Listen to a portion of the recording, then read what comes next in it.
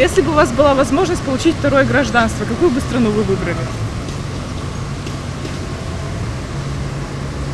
Я не думал, надо подумать. Мне в России нормально. Но я бы не выбирал никакую страну, мне нравится Россия. Да никакой, мне устраивает Российская Федерация. Ну, жить я бы хотела в Черногории. Какую страну? Германию или Францию? Канаду. Ну, мне, честно говоря, здесь хорошо. Германия. Германию. Нет, Германию, наверное, нет. Турцию. Испанию. А вы? Я бы тоже там красивое море. Даже не знаю. Мне тут нравится.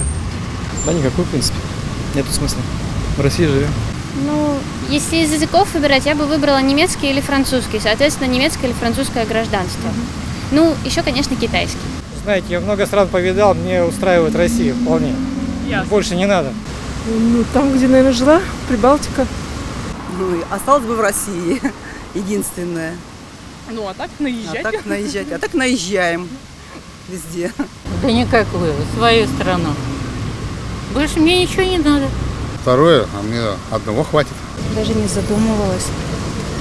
Может, в Европу куда-нибудь? Ну, можно было, возможно.